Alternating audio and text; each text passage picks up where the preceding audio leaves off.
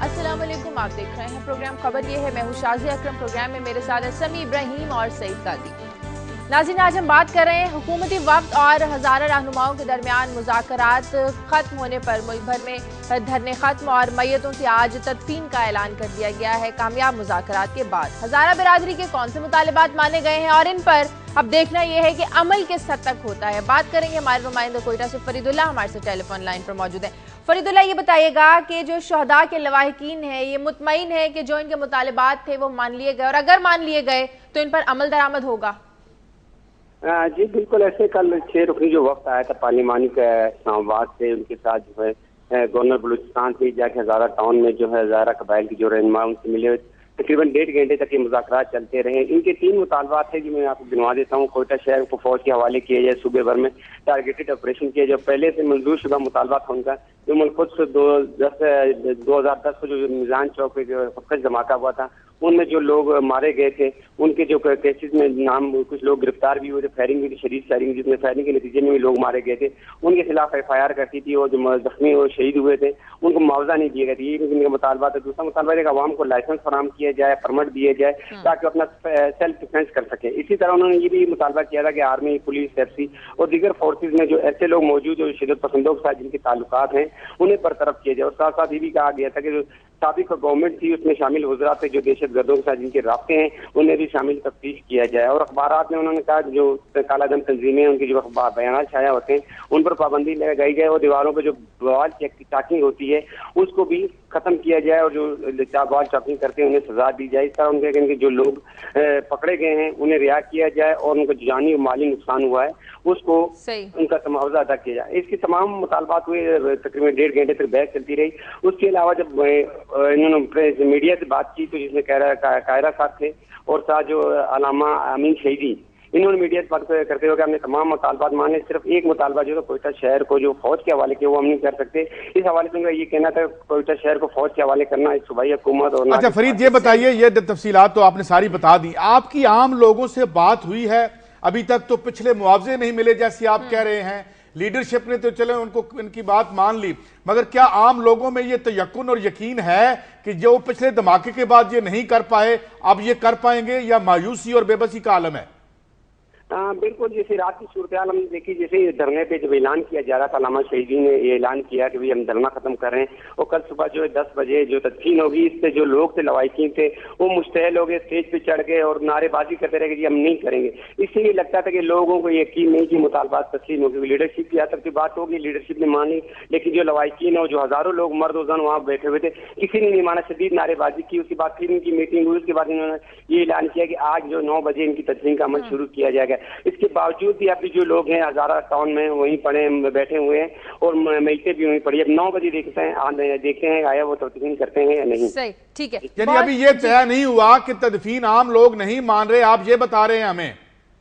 जी जी बिल्कुल, आम लोग जो थे वो नहीं मान रहे थे। उनके हमारे साथ पिछली दफा भी इसी तरह हुआ था जब सानिया आलमदार रोड हुआ तो उसमें हमें कहा गया थे मुतालबात किया था, उसके बावजूद अभी तक वो मुतमईन नहीं दिखाई देते। ठीक है, बहुत शुक्रिया फरीदुल्लाह आपका। सिर्फ कोयटा में नहीं पूरे मुल्क में इस वाक़े के खिलाफ एहतजाज और मुजाहरे किए गए। बात करेंगे उमर याकूब हमारे साथ लाहौर से हैं और कराची से साद बुखारी। सबसे पहले मैं आपकी तरफ आऊंगी। जब से ये सानिया कोयटा का वाक़या 3-4 दिन पहले जो रोनुमा हुआ, इसके बाद कराची में भी जिंदगी मफलूज होकर रह गई थी, हड़तालें की जा रही थी, तालीमी इदारे बंद थे। अब जब कल कहा जा रहा है कि मुज़ाकरात कामयाब हो गए, अब जिंदगी मामूल की तरफ लौट रही है, लेकिन अभी भी कहा जा रहा है कि कुछ लोग अभी भी मुजाहिरीन उसी जगह पर जमा है। जी बिल्कुल, कराची में अब अगर देखा जाए तो काफी हद तक जिंदगी मामूल की तरफ रवा दवा है। स्कूल्स दोबारा से खुल चुके हैं, ट्रांसपोर्ट इत्तेहाद की जानिब से भी ऐलान कर दिया गया है गाड़ियां सड़कों पर निकालेंगे। जितने भी धरने थे बिलखुसूस शाहराह फैसल से जो नेशनल हाईवे था मुकम्मल तौर पर ट्रैफिक के लिए खोल दिया गया है, जिसके बायस जो मलीर के धरने थे, नाता खान पुल पर जो बैठे हुए मुजाहिरीन थे, इसके साथ साथ जो स्टार गेट और मलिर 15 के पास बैठे थे मुजाहिरीन, वो सब अपने घरों को लौट चुके हैं। नेशनल हाईवे क्लियर हो गया है। जो ट्रेन का ट्रैक था वो भी अब उसके पास जो धरना जारी था वो भी खत्म हो गया, जिसके बाद अब ट्रेनों की आमदोरफ्त भी दोबारा रवा दवा है।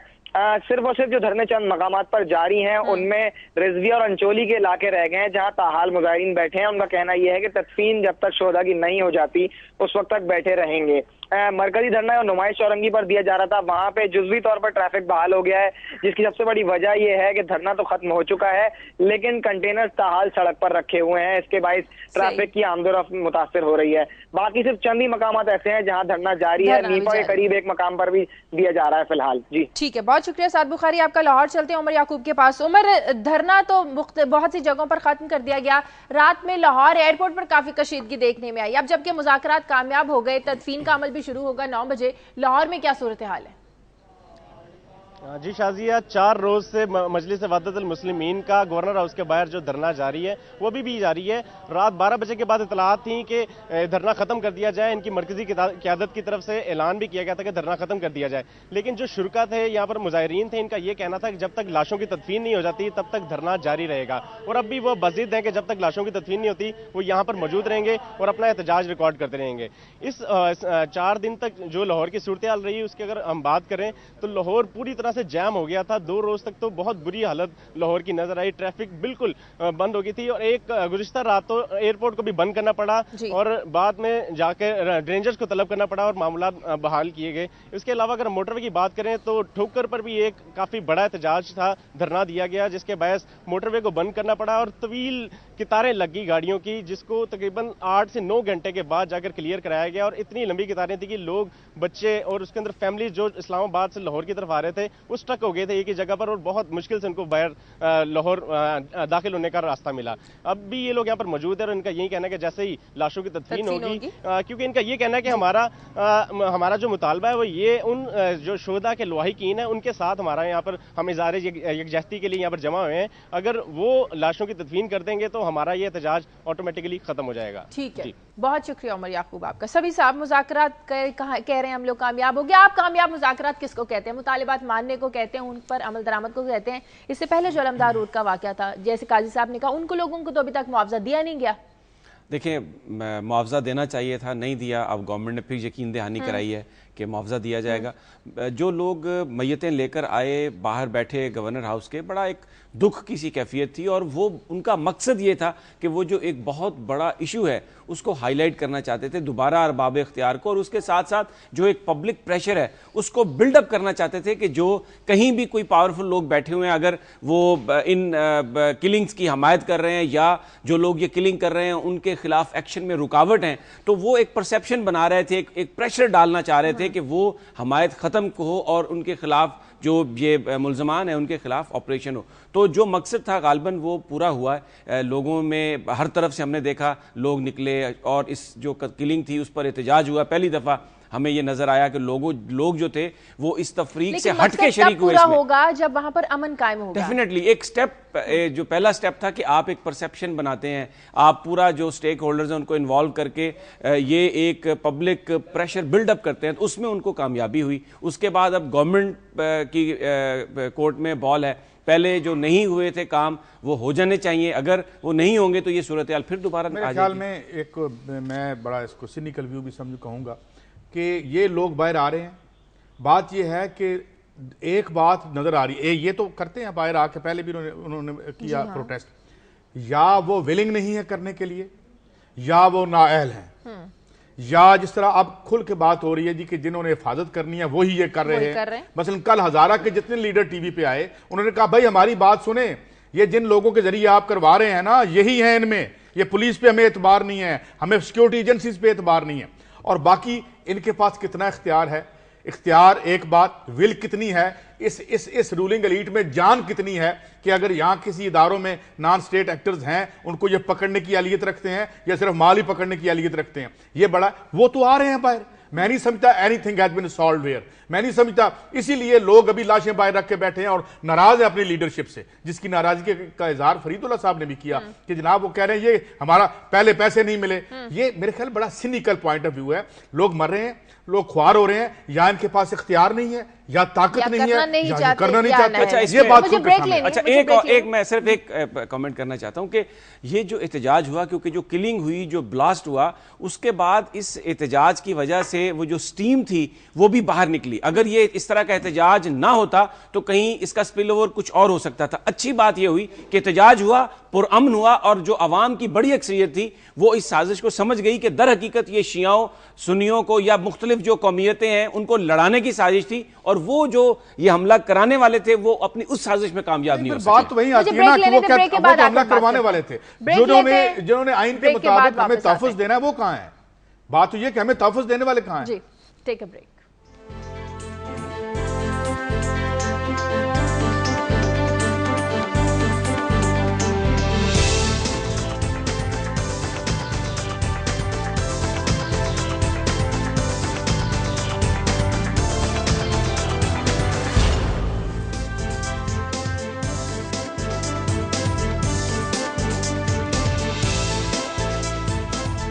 ब्रेक के बाद खुशामदीद। बहावलपुर से एक कॉलर है उसामा। हेलो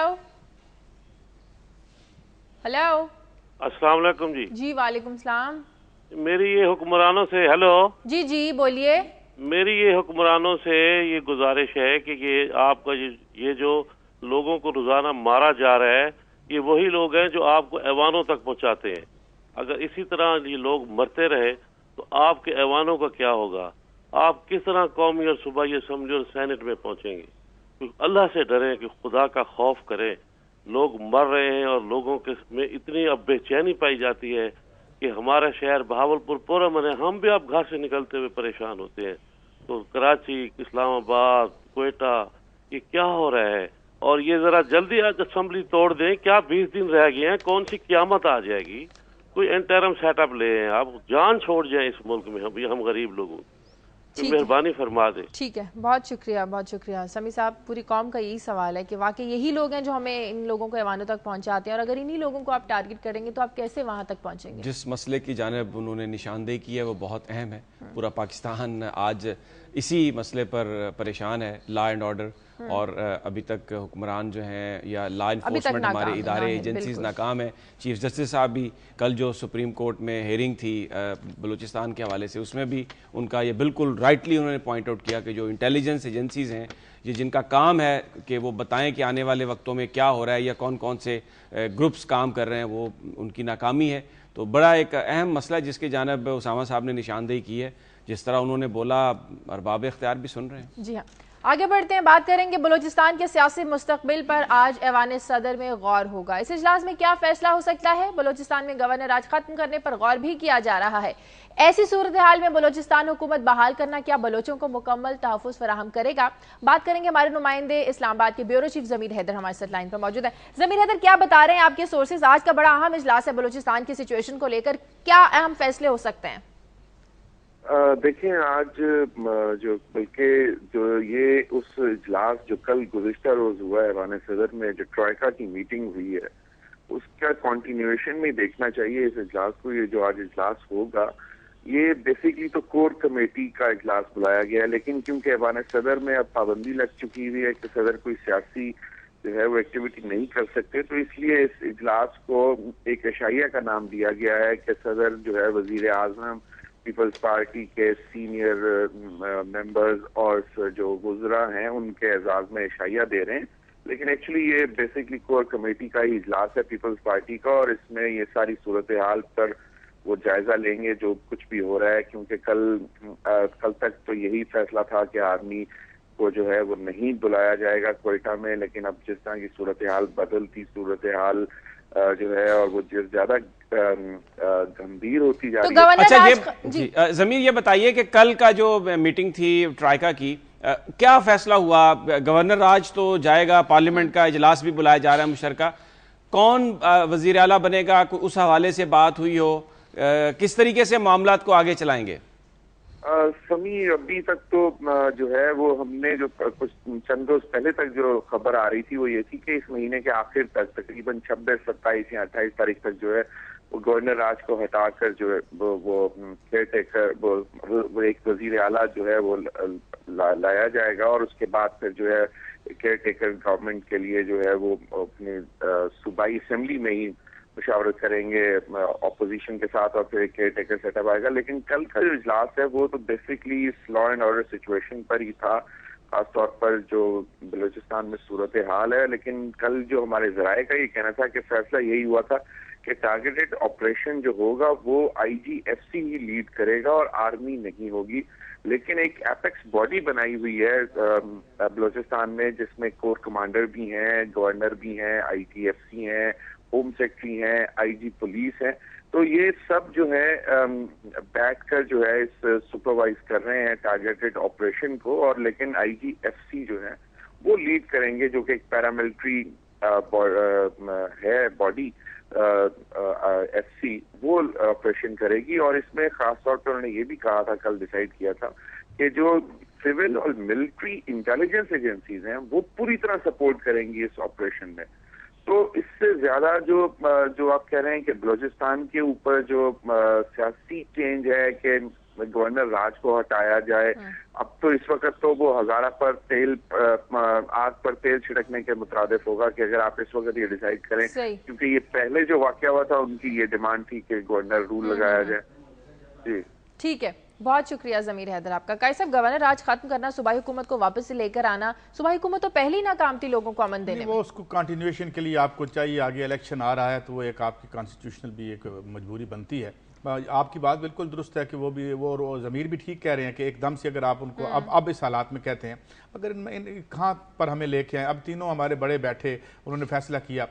अगर तो हमें हमारे तीन बड़ों को पता नहीं चलता कि ये कहाँ से उठ के आते हैं, ये कौन ये सब कुछ करता है, तो फिर इसके ऊपर तो अल्लाह ताला की जाती रह जाती है, यहाँ बेबस अवाम रह जाते हैं। अगर ये नहीं ये पहचान सकते कि इस मुल्क के अंदर जो है इतने वसाइल, इतने रिसोर्सेज, इस रियासत में हम इतने पैसे, जो अगर आप इन पैसों का तखमीना कर लें, जो पैसे हम अपनी सिक्योरिटी एजेंसीज को, आर्मी को और ये इन लॉ इन्फोर्समेंट को देते हैं, अपनी अपनी किटी से, अपनी जेब से देते हैं ना, जो अब हम टैक्स देते हैं, तो यही हम कर सकते हैं, वो हम कर रहे हैं। अमीर आदमी को तो आप टैक्स लगा नहीं सकते, गरीब आदमी जो मर रहा है धमाके में वो टैक्स दे रहा है, क्योंकि वो टैक्स एवेड नहीं कर सकता। वो जो इनडायरेक्ट टैक्सेस जो आप पेट्रोल की कीमतों में करते हैं, जो और GST है वो दे रहा है, वो आपको दे के ये कह रहा है कि ये आपकी आईनी जिम्मेदारी है, ये हमें पूरी कर लें, और वो नहीं हो रही है। It's very sorry state of affairs. अच्छा, इसमें फारूक नाइक साहब की स्टेटमेंट है, कल उन्होंने कहा कि हम बलूचिस्तान हुकूमत जल्द बहाल कर रहे हैं। तो आज भी जैसे ज़मीर ने बताया, जो कोर कमेटी का इजलास है उसमें वो फैसला यही करेंगे कि अगर गवर्नर राज को ख़त्म किया जाता है और असम्बली बहाल होती है तो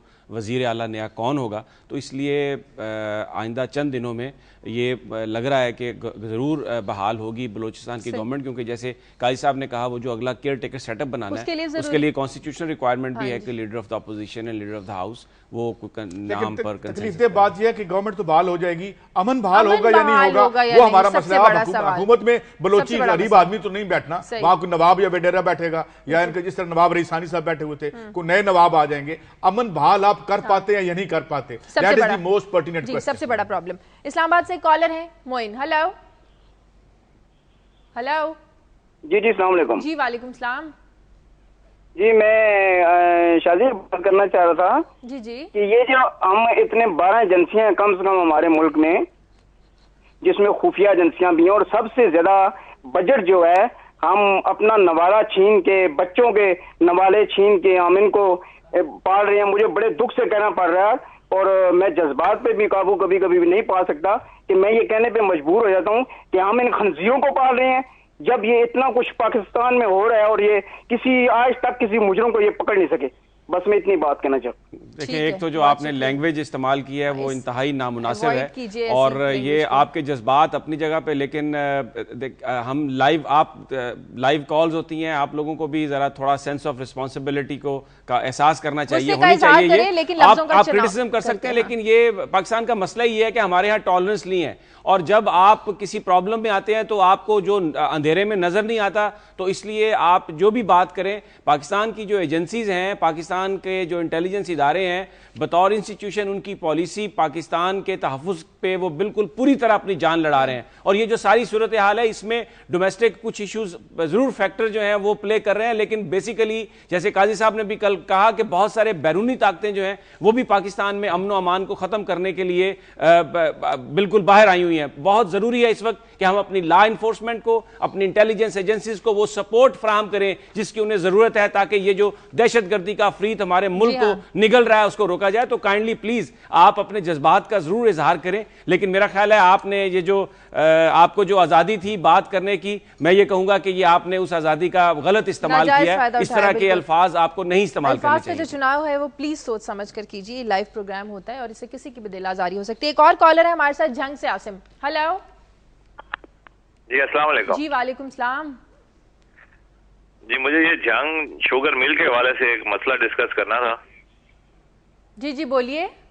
जी, जंग शुगर मिल वाले जो है ना वो किसान से गन्ना लेते रहे हैं, पहले ना ये कह के कि हम आपको ना नकद पेमेंट करेंगे 3 दिन के अंदर अंदर। फिर उन्होंने उसके बाद एक बैनर लगा दिया बाहर कि हम आपको 15 दिन के अंदर पेमेंट करेंगे, आप हमें जो है ना वो अपना गन्ना देते रहें। अच्छा, तो अभी इस टाइम ये सूरत हाल है कि आज तकरीबन 55 दिन हो चुके हैं, वो पेमेंट नहीं कर रहे। अच्छा, आप ये जो इशू है आपने इसकी और भी अगर कोई तफसील है तो आप हमें ईमेल कर दें। लियाकत शाम साहब हमारे नुमाइंदे, हम उनसे रिक्वेस्ट करेंगे कि वो इस मसले को हम उठाएंगे अगले प्रोग्राम्स में, तो उनसे भी रिक्वेस्ट करके तफसीलात वो भी कलेक्ट करेंगे। आप भी हमें ईमेल कर दें, यकीनन तफसील से इस मामले पर बात करेंगे। ठीक है, बहुत शुक्रिया आपका। मुझे यहाँ पर एक ब्रेक लेनी है, ब्रेक के बाद वापस आएंगे।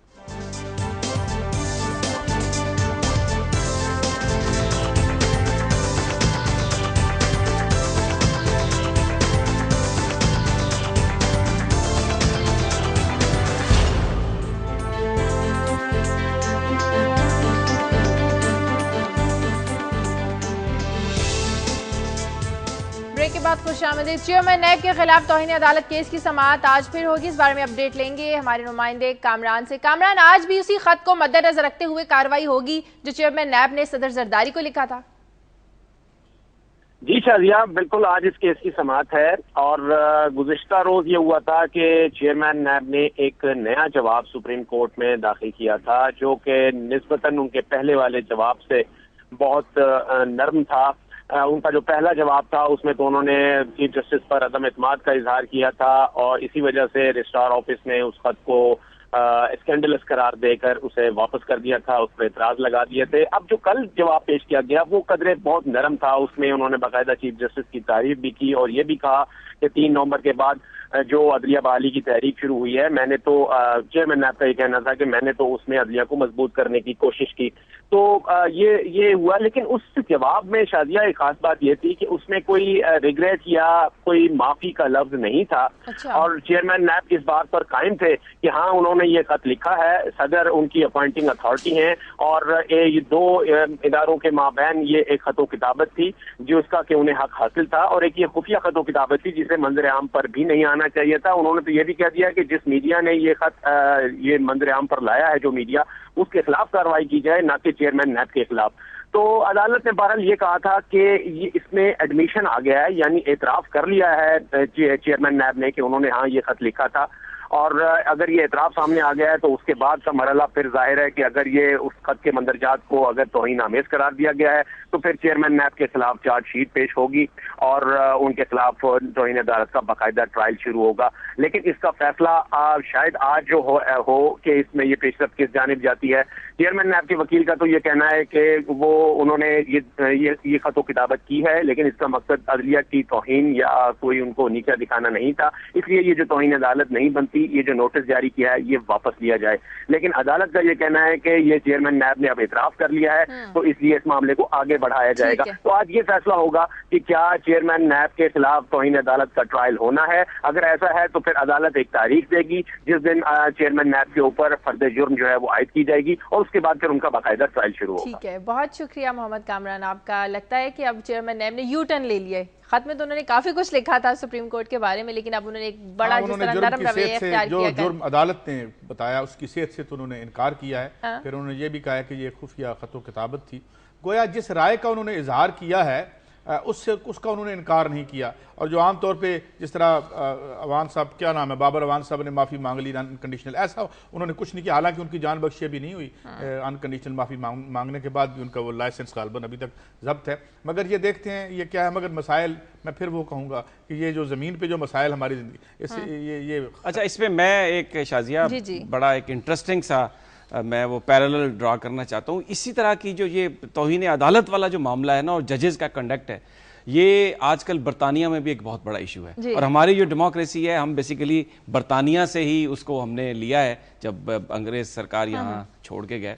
वहाँ पर मैं थोड़ा सा इसकी तफसील बताता हूँ। इशू ये है कि बरतानिया की पार्लियामेंट ने ये कानून पास किया, वहाँ पर डिबेट की कि जो क्रिमिनल्स हैं जो पकड़े गए हैं, चाहे दहशतगर्दी में हैं या दूसरे बड़े क्रिमिनल्स हैं, उनको बरतानिया से डिपोर्ट कर देना चाहिए उनके आबाई ममालिक में। लेकिन जो वहां पर कोर्ट के जजेस हैं, उन्होंने कुछ ऐसे फैसले किए हैं जिसमें क्रिमिनल्स को डिपोर्ट नहीं किया, जिसकी वजह से एग्जेक्टिव जो है वो बहुत वहां पर खफा है।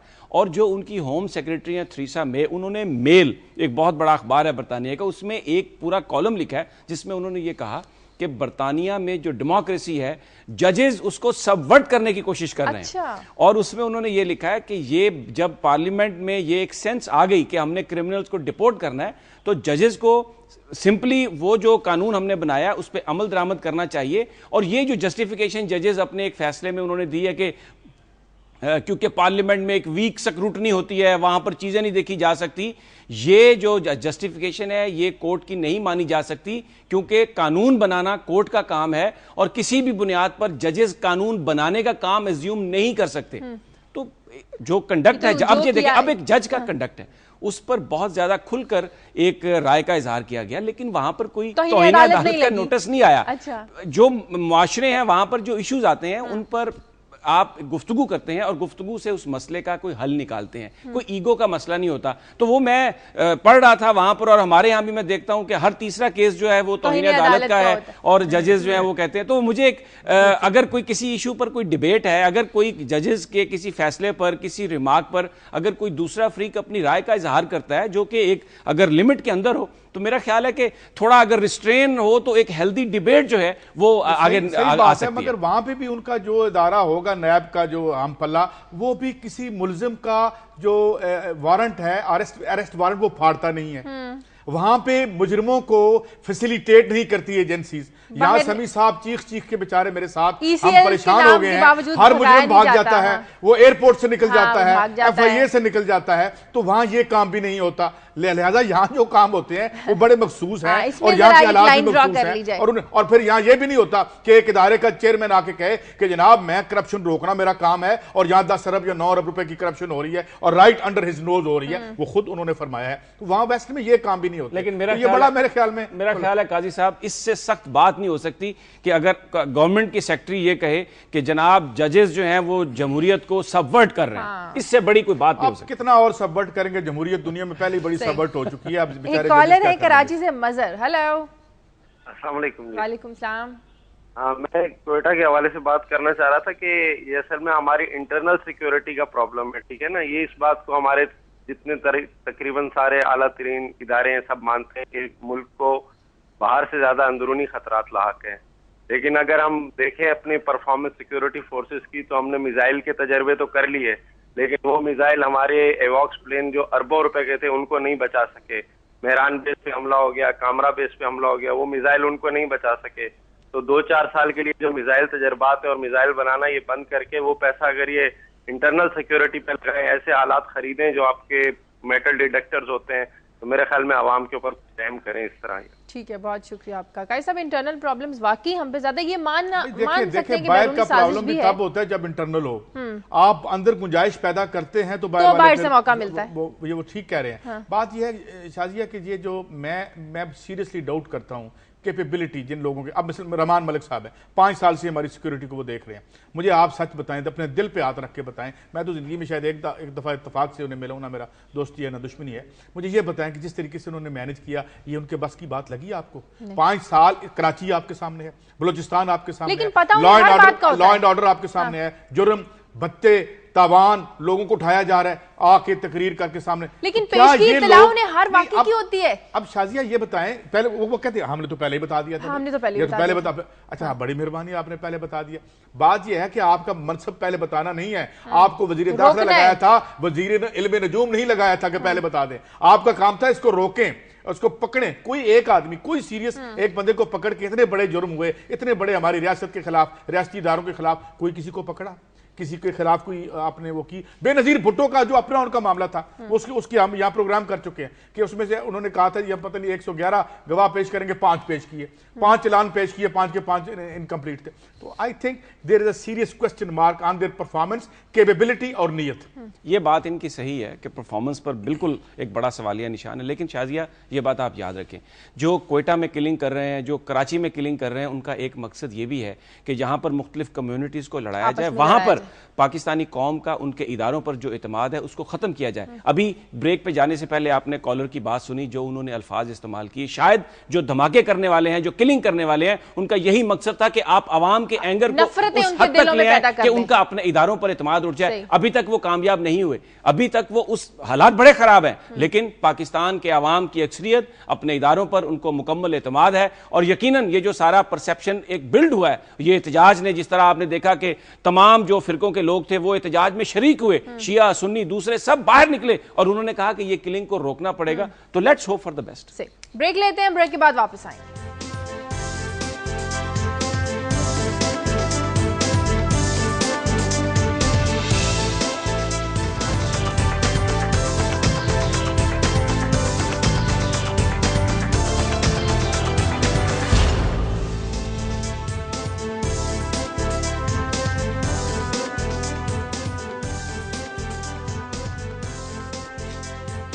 ब्रेक के बाद खुशामदीद। ऑयल टैंकर्स एसोसिएशन ने आज से मुल्कगीर हड़ताल का ऐलान कर दिया है। ऑयल टैंकर्स एसोसिएशन के मुतालिबात क्या हैं और इस हड़ताल के असरात क्या होंगे, बात करेंगे। हमारे नुमाइंदे रियाज एंडी हमारे साथ हैं। एंडी, मैं आपसे ये जानना चाहूंगी, एक आम आदमी भी ये जानना चाहता है कि ऑयल टैंकर्स एसोसिएशन की इस हड़ताल के एक आम अफराद की जो जिंदगी है उस पर क्या असरात होंगे? देखिए, डेफिनेटली जब ऑयल नहीं मिलेगा तो लोगों की आमदोरफ्त मुतासर होगी, सप्लाईज आपको नहीं मिलेंगी, महंगाई की सूरत में लोग इसको फील करेंगे। तो डेफिनेटली वेरियस इशू है। आपने कहा कि इनके मुतालबात क्या है ना, ये इट्स अ बिग गेम, मुझे ऐसा लग रहा है। नंबर 1 तो ये कि पीएसओ चाहती है कि जितने भी ऑयल टैंकर्स हैं वो सारे स्टैंडर्डाइज हों, उनकी फिटनेस हो और उनकी अपनी जो रिक्वायरमेंट है उसके हिसाब से वो अपने आप को प्रिपेयर करें। अगर ना करें तो वो चाहते हैं कि वो कॉन्ट्रैक्ट जो उनके साथ हुए हैं उनको खत्म कर दें। इस वक्त भी ये सुनने में आ रहा है कि कोई 1400 के करीब कॉन्ट्रैक्ट हैं जो स्क्रैप हुए हैं। लेकिन जो मेन स्टोरी है, जो सरफेस हुई है, उसके अंदर ये चीज नहीं है। वहां पे जो ऑयल टैंकर्स के मुतालबात हैं उसमें वो ये चाहते हैं कि जो कॉन्ट्रैक्ट है वो दोबारा से रिवाइव हो जाएं। इसके अलावा जो बिल हैं इंश्योरेंस के वो पे हों। इसके अलावा इनको एक महीना, हर महीने जो है इनकी डिडक्शन होती है शॉर्ट फ्यूल सप्लाई की मद में, उसका खात्मा हो। अच्छा नहीं एंडी, मैं आप अगर ये तो बिल्कुल बड़े इसी तरह के उनके मुतालबात होंगे, ये बताइए कि क्या कोई निगोशिएशंस हो रही हैं और आपको सोर्सेज क्या बता रहे हैं या माहौल क्या लग रहा है कि अगर ये कुछ दिन, ये कुछ लंबी हो गई तो ये तो सीएनजी पहले नहीं मिलती, एक दिन मिलती है, 2 दिन मिलती है, पेट्रोल भी नहीं मिलेगा, तो लोग करेंगे क्या? देखिए, इन्होंने जो मुतालबात किए हैं वो तो ऑयल एंड गैस मिनिस्ट्री से किए हैं और उनकी तरफ से अभी तक खामोशी है, उन्होंने कोई स्टेप फॉरवर्ड नहीं किया। लेकिन समी साहब, इसको आप रीजनल लेवल पे भी देखें, इस वक्त इंडिया में भी वैट लगाया गया है, वो भी स्ट्राइक कर रहे हैं, वहां पे भी टैंकर्स जो है वो स्ट्राइक कर रहे हैं, वहां पे 5% टैक्स है ना। ये कोशिश ये हो रही है कि जो खित्ता है उसकी एक इंटीग्रेटेड किस्म की पॉलिसी हो। अब मसाइल जब एक जैसे होंगे तो फिर आप उस तरफ भी लेके जाएंगे। अलमिया ये है कि यहाँ पर पहले मसाइल क्रिएट किए जाते हैं और फिर उसके बाद उसके हल के लिए आप पेश रख सकते हैं। तो ये एक उस एंगल से भी आप देख सकते हैं। देयर आर मेनी एंगल्स, मैंने कहा। फिर जो पीएसओ के नए हेड हैं उनको भी जरा देखना होगा कि उनके आते ही मामला जो आप ये कह रहे हैं कि ये हड़ताल हो रही है और अभी तक जो जिन लोगों से मुतालबात हैं उनकी जानिब से कोई बातचीत नहीं की गई और हम ये नहीं बता सकते कि ये हड़ताल कब तक रहेगी और डेफिनेटली अगर ये रही तो इसके जो कॉन्सिक्वेंसेस हैं आम आदमी के लिए डेवास्टेटिंग होंगे। बिल्कुल, एग्जैक्टली यही सूरत हाल है। ठीक है, बहुत शुक्रिया रियाज एंडी आपका। गैस पहले नहीं, पेट्रोल की किल्लत फिर से हो सकती है, कैसा? हाँ, ये तो इशू है और ये मतलब मामला इनका जो है आपस में ही है, लोगों का वक्त कम बचता है। आप बड़े लोगों की स्टोरीज में, हम गरीबों की स्टोरीज रह जाती हैं। तो मैं सोचता हूँ बड़े लोग आपने किसको कहा है? ये जो बड़े बड़े हैं, ये हुकूमत बन रही है, कौन नवाब साहब आ रहे हैं, कौन जा रहे हैं, तो इधर से शायद एक तो मैं पहले स्टोरी जो है मैं उसको पोस्टपोन करता हूँ, मगर जिक्र कर देता हूँ। आज के दिन एक बहुत बड़ा वाक़या 1946 में 20 फरवरी को हुआ था, जो जाजियों की बगावत थी और एक हुर्रियत की दास्तान थी, जिसके बाद जो क्लेमेंट एटली है उसे कहना पड़ा था कि इस बगावत के बाद, और इस बगावत को डिसोन किया गांधी ने भी, पटेल ने भी और नेहरू ने भी, मगर आज हम आज़ाद हैं इन लोगों के बायस। तो एक तो हुर्रियत की ये दास्तान है, क्योंकि हमने भी अपनी सिलेबस से निकाल दी है, इंडिया वालों ने भी निकाल दी है। सिर्फ अब कहानियाँ ये होती हैं कि कौन बनेगा अरबपति और सबसे ज़्यादा पैसे किसके पास है, तो ये छुप जाती हैं कहानियाँ। तो मैं इसको सामने लाना चाहता था, मगर मैं इसको 24 को करूँगा, जिस दिन ये इन सब की शहादतें हुई थी। मगर मैं एक खबर यहाँ, क्योंकि समी साहब ने अगले दिन एक शिकायत भी मेरी लगाई थी कि जी 2 दिन में ये आपको पेट्रोल का मामला, ये बिजली का मामला ठीक कर देंगे। तो एक वाकया हुआ है, मैं अर्ज ये करता हूं कि राफेल क्रोया एक मुल्क है एक्वाडोर, उसके प्रेसिडेंट जीते हैं और आज उनको वो जो असेंबली में उनको जो सीटें दरकार हैं वो मिल जाएंगी। और वो कर क्या रहे हैं? वो कर ये रहे हैं कि अगर वो सीटें उन्हें मिल जाती हैं, जिसका गालिब इम्कान है कि मिल जाएंगी, तो वहां पर वो लैंड रिफॉर्म्स कर रहे हैं। वो लैंड रिफॉर्म्स नहीं करके कच्ची आबादियों को मालकाना हकूक दे दें, बाकायदा रिफॉर्म्स कर रहे हैं। ये वही राफेल क्रोया हैं जिन्होंने 2008 से ये पावर में है और इन्होंने दोबारा से साइन किए डील मल्टीनेशनल कंपनीज के साथ और IMF को कहा कि जी ये कर्जा आपका नहीं बनता, यहां से तशरीफ ले जाएं, और 15% GDP का खर्च कर रहे हैं अपने अवाम पे। तो मैं समझता हूं कि एक अगर वफद बना दिया जाए, मैं और समी साहब दोनों चलते हैं, पहले एवो मोरालेस के पास चलते हैं कि उसने 2 दिन में बिजली कैसे ठीक की, उसके बाद मैं अर्ज कर रहा हूं कि उसके बाद राफेल क्रोया के पास जाते हैं कि इन सूदखोरों से कैसे तुमने अपने कौम को बचाया और उनका म्यार जिंदगी कैसे बुलंद किया और ये चंद महीनों में तुमने कैसे कर लिया। ये मैं इसलिए कह रहा हूं कि यहां जब हम बात करते हैं ना कि जी गुर्बत नहीं, ये बड़ा मुश्किल काम है, अपने बच्चों की 100 साल गुर्बत जो आगे आने वाली है वो 3 महीनों में खत्म कर लेते हैं 84 अरब रुपए लेके। हम अपने बच्चों की गुर्बत खत्म करने के लिए कहते हैं, और आप उसका क्या वारदात क्या हो रही है, ये जो मैंने कल जिक्र किया था, आज फिर एक्सक्लूसिव स्टोरी छपी है कि जो हटाया गया हफीज शेख साहब को कि ये आए, IMF और वर्ल्ड बैंक जो है ये इनको नॉमिनेट करें, ये फिर आए और फिर हमारे साथ हाथ करें। तो मैं ये कह रहा हूं कि जिस तरह फैज कहता था ना कि हर चारा घर को चारा गरी से गुरेज था, वरना जो हमको दुख थे बहुत लादवा न थे, ये काम हो सकते हैं मगर हम करना नहीं चाहते और लोगों को ये बताते हैं भाई नहीं ये नामुमकिनात हैं, इसके लिए मरीख पे जाना पड़ेगा, खुद दिहाड़ी लगाने के लिए यही रहना पड़ेगा और चंद दिनों में लगा लेंगे, गरीब को कोई चीज देनी है तो वो बड़ा मुश्किल है। तो ये मैंने मिसाल इसलिए दी, राफेल क्रोया इसी जमीन पे, इसी सियारे पे एक छोटी सी मुमलकत का इलेक्टेड प्रेसिडेंट है। समी साहब से पूछ लें, समी साहब आप जाने के लिए तैयार हैं इस वक्त में? अगर कोई हमें भेजेगा तो जरूर जाएंगे जी। बहरहाल मैं ये इन्होंने जो बात कही इसी से रिलेटेड जो आज मैं नज़ीर नाजी साहब का कॉलम है जिसका मैं कुछ पढ़ना चाहता हूँ, उन्वान है इस कॉलम का हमें जमहूरियत से बचाओ। उसमें उन्होंने बड़ी डिटेल बताई है कि जब ये किस तरह डेमोक्रेसी के बारे में बात करती है, हमारे काजी साहब भी माशाल्लाह बहुत इस पे फरमाते रहते हैं, अक्सर बातें इनकी सही भी होती हैं, जिसमें वो इसमें में उन्होंने ये लिखा ये है कि मैंने कब ये कहा कि जमहूरियत कोई आइडियल निज़ाम है, ये कोई भी नहीं कहता।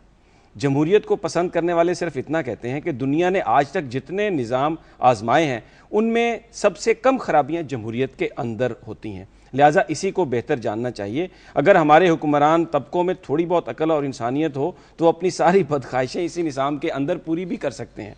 फिर वो पाकिस्तान के हालात पर आगे चंद लाइनें और पढ़ना चाहता हूँ जिसमें उन्होंने ये कहा, पाकिस्तान में ये जमहूरियत नहीं, इसका एक छोटा सा कमज़ोर सा बच्चा है जो कीचड़ में पड़ा बाहर निकलने के लिए हाथ पांव मार रहा है।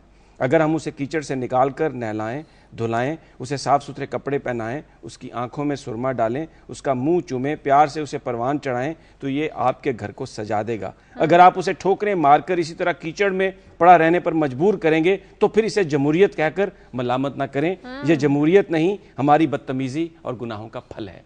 तो वो एक बड़ा अच्छा कॉलम है, इसमें उन्होंने बच्चा दुबई से ला रहे हैं यहाँ पे जमहूरियत का जो है अपनी जमहूरियत में रहते हुए अपने सिस्टम को ठीक करें, यही उनका कहना है कि दुनिया ये कोई परफेक्ट निजाम नहीं है, लेकिन बहुत सारा एक मिनट है नहीं, अभी एक हसन निसार साहब का कॉलम, अगर आप इजाजत दें मुझे 30 सेकंड दीजिएगा। बिल्कुल दे दूं। जिंदगी है जिंदगी उसका आज टॉपिक है, मैं उसका एंड सिर्फ करता हूँ। उसमें उन्होंने 2 वाकयात बयान किए हैं ऑनेस्ट लोगों के, एक कोई जज साहब हैं उनका वाकया बयान किया है और फिर एक मेजर मुमताज़ साहब हैं जो बड़े अमीर आदमी थे, औलाद उनके पास नहीं थी, तो वो लिखते हैं यही ज़िंदगी है जिसे बयान करते हुए उस्ताद ग्रामी ज़फ़र इकबाल ने कहा था, यहाँ किसी को भी कुछ हस्बे आरजू ना मिला, किसी को हम ना मिले और हमको तू ना मिला। बड़ा उन्होंने इसमें बड़ा अच्छा कॉलम है, अगर आप इसे पढ़ें तो ज़िंदगी की जो ऊंचाई और जो उसकी गहराई है उसके हवाले से उन्होंने बड़ा अच्छा एनालिसिस किया। काजी साहब एक सिर्फ 30 मिनट और लूँगा।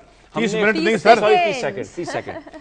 कल हमने खबर की थी जो पाकिस्तान के मीडिया में आई कि किशन गंगा हाइडल प्रोजेक्ट जो है उसके हवाले से एक फैसला आया जिसमें यह कहा गया कि अब भारत के मौक़िफ़ को मान लिया गया। ये बात आधी सच है। भारत के मौक़िफ़ को ये तो इस हवाले से तो मान लिया गया कि सिंध तास जो मुआहदा है उसकी खिलाफ वर्जी नहीं हुई, लेकिन साथ साथ ये भी कहा गया कि भारत जो दरिया नीलम का पानी है जो वहाँ पर किशन गंगा है उसके बहाव में कमी नहीं कर सकता इतनी ज़्यादा कि जिससे आगे जाकर जो वेस्टर्न रिवर्स हैं उनमें कोई प्रॉब्लम हो। तो इसका जो तफसीली फ़ैसला है वो इस साल के आखिर तक आएगा। हुकूमत पाकिस्तान और इंडिया को कहा गया है कि वो इन्वायरमेंट के हवाले से या दूसरे जो उनके तहफ़्फ़ुज़ात हैं उसको वो पेश करें कोर्ट के सामने।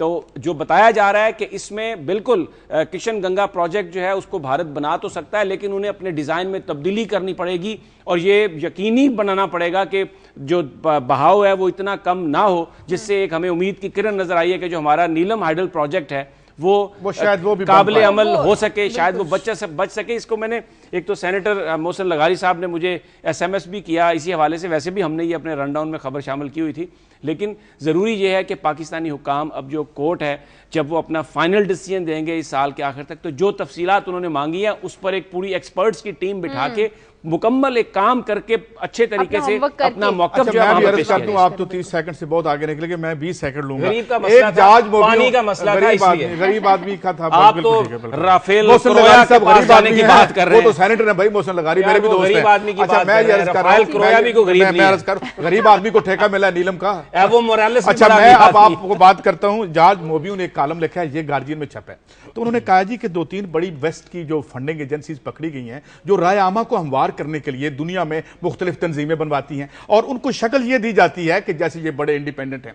और उनकी बाकायदा ये पिछले हफ्ते स्टोरी उन्होंने निकाली थी कि वो जो रिच कारपोरेशंस हैं और तबके उमरा है वो अपने जो उनके जो वो मुसल्लत करते हैं पैटर्न्स हुक्मरानी के, उनके फेवर में ना बड़े बड़े एकेडमिशियन, बड़े बड़े तदरीसी, उनकी शक्ल और कपड़े देख के ऐसे लगता है जैसे कि बड़े इंडिपेंडेंट और बड़े आलम और लर्नेड लोग हैं, मगर काम वो उनका कर रहे होते हैं और मिलियंस ऑफ डॉलर्स में उनकी फंडिंग है। मसलन 2 का तो उन्होंने हवाला दिया, $350 बिलियन की फंडिंग थी जो 148 लोगों।